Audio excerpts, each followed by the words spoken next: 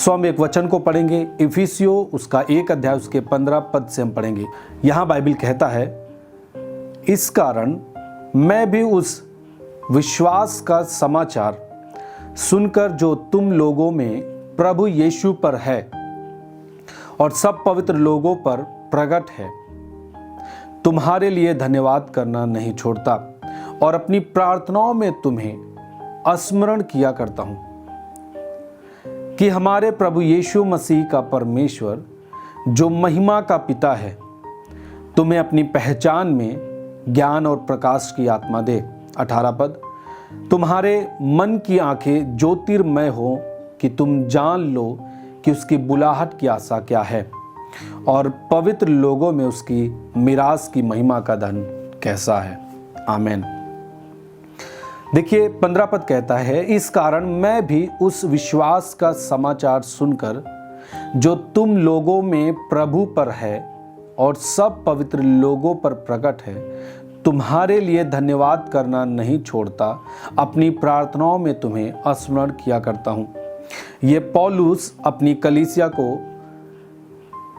के लोगों से इस प्रकार से कहता है कि इस कारण मैं भी उस विश्वास का समाचार सुनकर जो तुम लोगों में प्रभु पर है और सब पवित्र लोगों पर प्रकट है, तुम्हारे लिए धन्यवाद करना नहीं छोड़ता और अपनी प्रार्थनाओं में तुम्हें स्मरण किया करता हूं।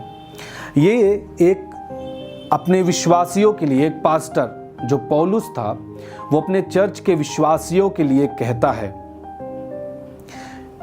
कि जो विश्वासियों का, प्रभु के लोगों का जो एक विश्वास है जो प्रभु पर है, उस विश्वास के लिए पौलुस धन्यवाद करता है और कहता है कि मैं अपनी प्रार्थनाओं में तुम्हें स्मरण किया करता हूं।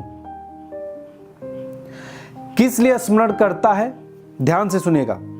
पौलुस अपने विश्वासियों के लिए, जो परमेश्वर के लोग हैं, उनके विश्वास के लिए वो धन्यवाद करता है और उन विश्वासियों के लिए प्रार्थना किया करता है। प्रार्थना में, अपनी प्रार्थनाओं में उनको स्मरण करता है, याद करता है। वो क्यों याद करता है? 17 पद कहता है कि हमारे प्रभु यीशु मसीह का परमेश्वर जो महिमा का पिता है तुम्हें अपनी पहचान में ज्ञान और प्रकाश की आत्मा दे। हालेलुया। यदि हम 17 पद जब पढ़ते हैं, उसमें कहता है कि पौलुस इसलिए अपने विश्वासियों के लिए इसलिए प्रार्थना करता है ताकि जो विश्वासी है वो विश्वासी परमेश्वर की पहचान में ज्ञान और प्रकाश की आत्मा पाए। अगर हम एक विचार करें, जो एक विश्वासी है, जो प्रभु पे विश्वास किया है, यदि हम समझें तो एक विश्वास करने का जो कारण है वो प्रभु चाहा है, इस वजह से एक व्यक्ति प्रभु पर विश्वास कर पाता है। प्रभु एक तरीके से यदि हम देखें तो प्रभु एक व्यक्ति के मन को खोलता है, उसकी आंखों को खोलता है, तभी एक व्यक्ति मसीह यीशु को पहचान सकता है। जब तक एक व्यक्ति के लिए प्रभु ना चाहे, तब तक वो व्यक्ति प्रभु को कभी भी अपना उद्धारकर्ता करके ग्रहण नहीं कर सकता, उसको प्रभु करके पहचान नहीं कर सकता। हालेलुया। आप देखते हैं बहुत अलग अलग तरीके से लोग संसार में हैं। कई लोगों की गवाहियां आती कि मैं चर्च जाता था, मैं अपनी फैमिली को छोड़ के चला आता था, रिलेशन के कोई लोग थे उनको चर्च छोड़ के चला जाता था, बाहर बैठता था, चर्च की स्पीकर के जो आवाज थे वो आते थे कानों तक, परंतु मैं चर्च नहीं जाता था। लेकिन कुछ महीनों बाद वो चर्च में बैठता है, परमेश्वर के वचनों को सुनता है, प्रभु को अपना उद्धारकर्ता करके ग्रहण करता है, प्रभु को अपना जीवन समर्पित करता है। ये क्यों संभव हो पाता है? ये प्रभु की मर्जी होती है, तब एक व्यक्ति प्रभु को पहचान पाता है। नहीं तो वो तो चर्च के बाहर बैठता था।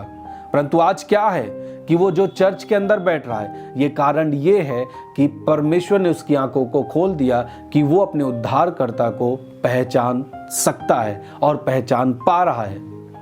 हालेलुया।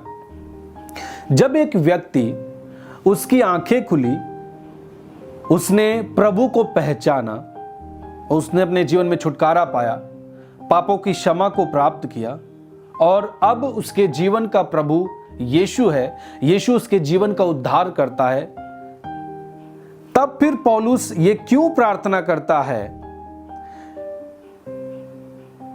कि इस तरीके से प्रार्थना करता है कि प्रभु अपनी पहचान में तुमको ज्ञान और प्रकाश की आत्मा दे। इसका मतलब जब एक व्यक्ति प्रभु को जान जाता है, प्रभु को अंगीकार कर लेता है, प्रभु को अपना उद्धारकर्ता करके ग्रहण कर लेता है, उसके बाद भी उसे और आगे बढ़ने के लिए एक आत्मा चाहिए, जो आत्मा है ज्ञान और प्रकाश की आत्मा।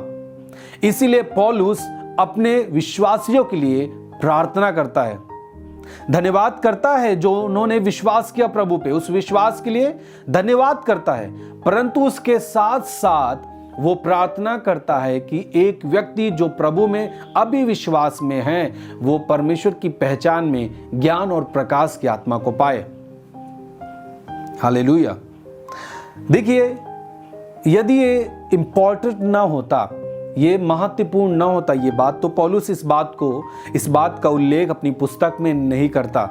इसका मतलब जब पौलुस कह रहा है, इसका एक मायने है, ये बहुत ही महत्वपूर्ण है। और जब तक एक व्यक्ति को ज्ञान और प्रकाश की आत्मा नहीं मिले, वो परमेश्वर के आगे की योजनाओं को अपने जीवन में नहीं समझ सकता। इसलिए एक व्यक्ति को जिसने विश्वास करके बपतिस्मा भी लिया है, उसे भी ज्ञान और प्रकाश की आत्मा चाहिए। और यह कब संभव होगा? जब आप किसी के प्रार्थना में आप शामिल होते हैं, कोई आपके लिए प्रार्थना करता है, तब ये चीजें संभव हो पाती हैं। यदि आप किसी की प्रार्थना में शामिल नहीं हैं, कोई आपके लिए प्रार्थना नहीं कर रहा है, तो ये चीजें असंभव हो सकती हैं। परंतु जब एक व्यक्ति जो आपका अगुआ है, जो आपका लीडर है, जो आपको लीड करता है, जो आपका चरवाहा है, जो आपका पास्टर है, जब वो आपके लिए प्रार्थना करता रहता है, तो आप ज्ञान और प्रकाश की आत्मा को आप पा सकते हैं। हालेलुया। जब तक आपके लिए कोई अगुवा ना हो, तब तक ये बातें असंभव हो सकती है। बहुत सारे लोग बहुत तरीके के अलग अलग विचार देते हैं, परंतु मैं आपको बताना चाहता हूं, पौलुस अपने लोगों के लिए प्रार्थना करने का जो बात इसमें मेंशन किया है, इसका मतलब है बिना प्रार्थना के वो चीजें वो विश्वासी प्राप्त नहीं कर सकते। और जब एक पास्टर, एक अगुआ अपने विश्वासियों के लिए प्रार्थना करता है, तो वो व्यक्ति ज्ञान और प्रकाश की आत्मा को पा सकता है।